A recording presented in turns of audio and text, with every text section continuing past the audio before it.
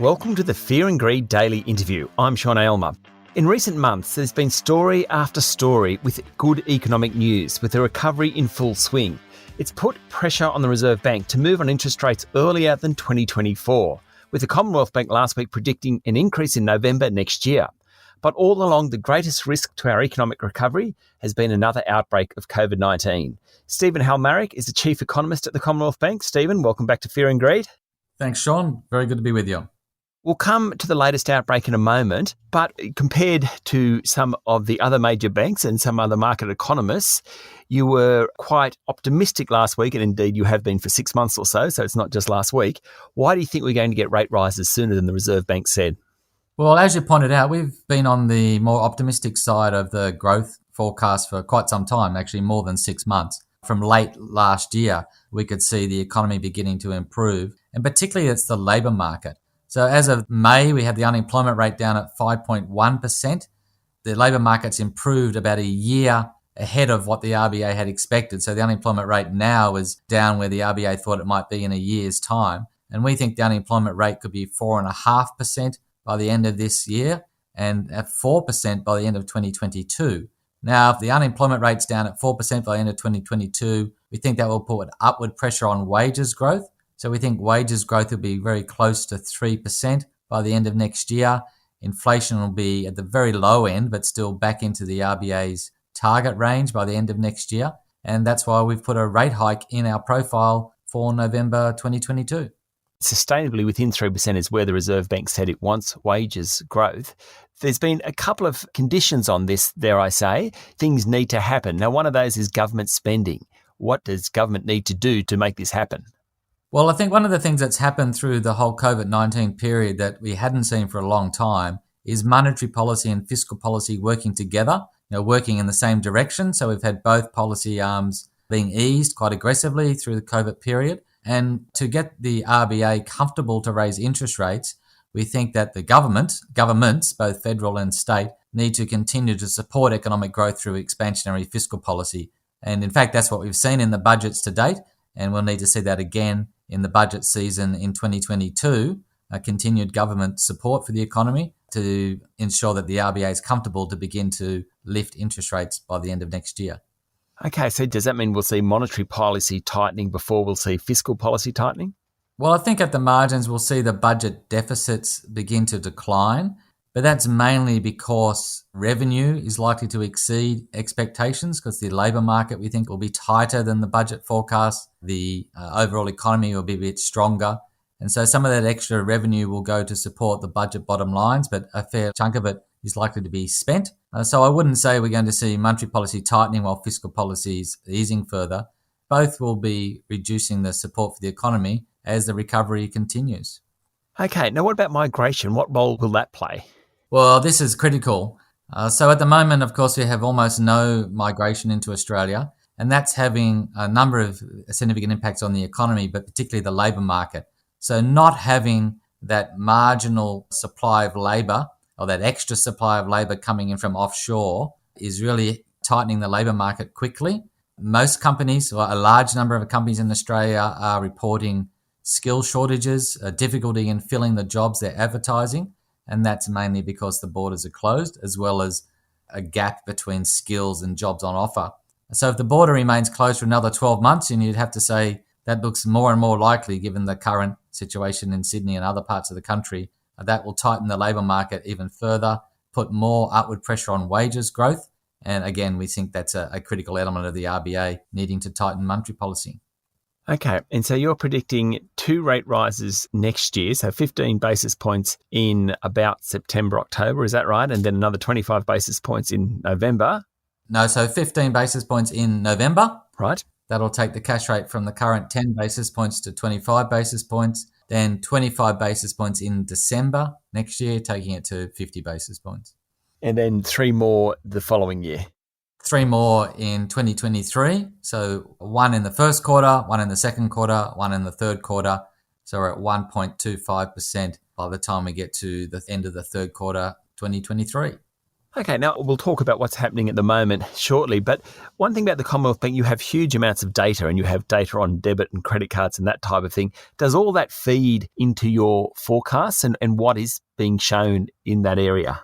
Yeah, absolutely. So we use the extensive database that we can access through Commonwealth Bank. And the way we do that is we can actually watch the flow of money through the economy. So we can get data on income flowing into bank accounts, whether that's government benefits or wages and salaries. We can see data on savings building up. We can see data on spending, particularly through the use of CBA credit and debit cards.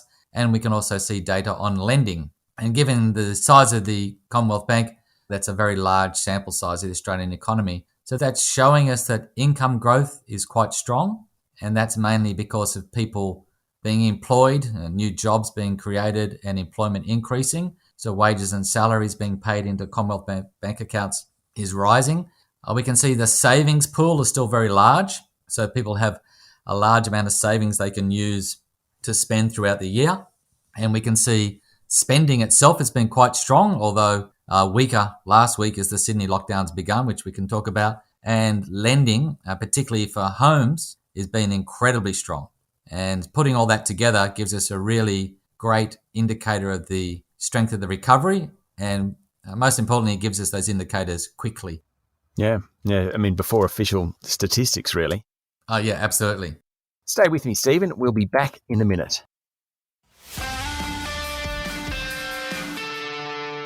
My guest this morning is Stephen Halmarick, Chief Economist at Commonwealth Bank.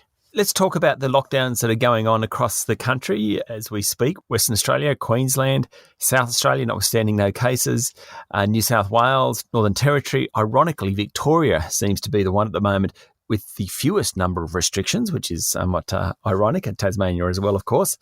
How does that affect, the economy up front, but also your forecasts? Well, certainly it's a concern to see the extent of the lockdowns. And as you say, it's not just Sydney now, but a large part of the country. So we can get data on CBA credit and debit card spending each week. And so we released the numbers for up to last Friday, so up to the 25th of June. So the very early part of the lockdown in Sydney. And already there is some signs of a slowdown in spending.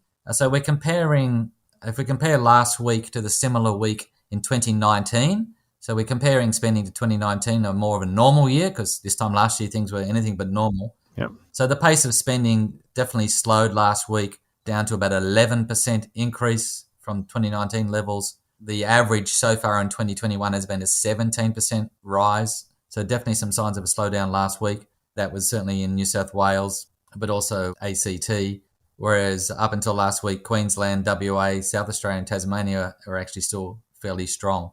So early next week, when we get the data for the full week that we're currently in, we would expect to see further impact of the lockdowns.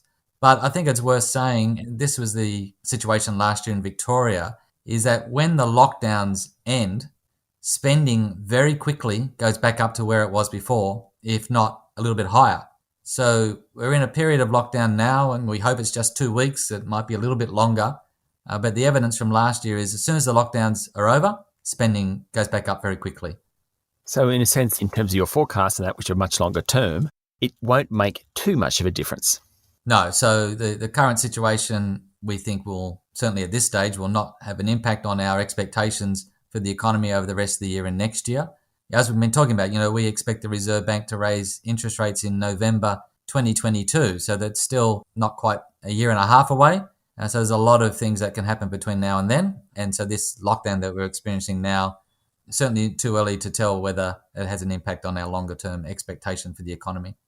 Okay, so if we are going to move on interest rates sooner than the Reserve Bank has forecast, and this is your forecast, we add here, but given the data you have, particularly around credit cards and debit cards, Commonwealth Bank has as good an eye on the economy as anyone, I suspect. How does the Reserve Bank, does it start changing its language in the next few months? How do you think it will handle it?